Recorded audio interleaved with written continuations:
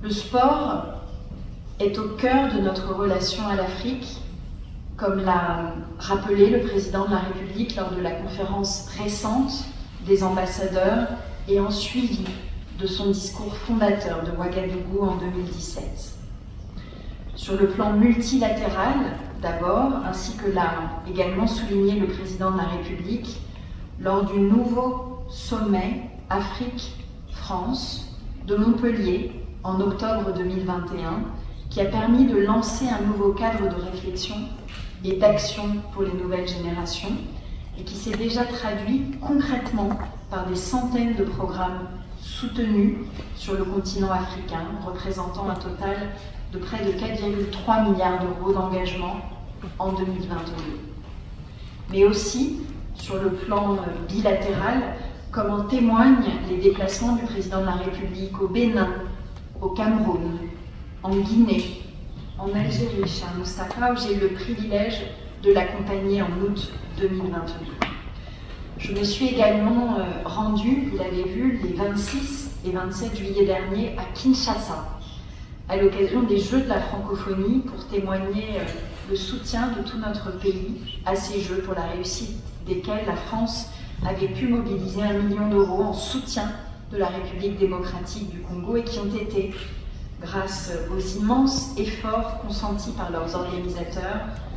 un très beau succès, tant sportif que culturel. Les 6 et 7 novembre prochains, j'ai la chance de me rendre également au Sénégal, à l'occasion du Sport Impact Summit, qui est le premier sommet sport et développement organisé en Afrique et qui revêt à mes yeux une importance capitale dans le cadre de l'alliance Dioko, qui, vous le savez, fournit ce cadre exceptionnel de partage d'expertise et de savoir-faire entre la France et le Sénégal autour des Jeux de Paris 2024 et de Dakar 2026, les Jeux olympiques de la jeunesse. Mais c'est aussi un levier pour construire et réhabiliter des installations sportives en vue de 2026 et des infrastructures de proximité pour la vie quotidienne des habitants au sein des villes olympiques. C'est ainsi que grâce au sport, qui est une voie d'entrée privilégiée vers les jeunesses et vers la société civile, et tout particulièrement grâce à l'organisation de nos grands événements sportifs internationaux, que nous ancrons ensemble dans la durée des solidarités nouvelles.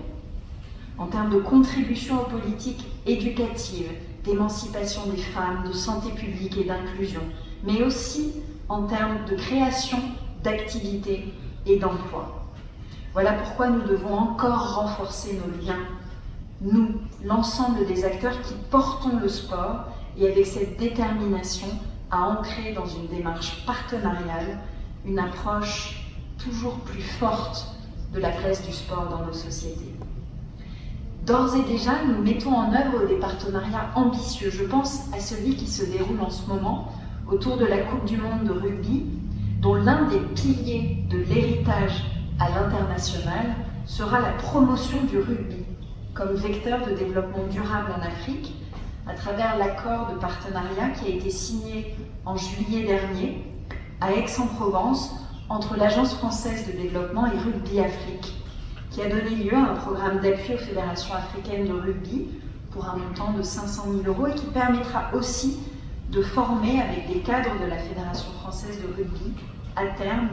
270 cadres de fédérations africaines, au Bénin, au Burkina Faso, en Côte d'Ivoire, au Kenya,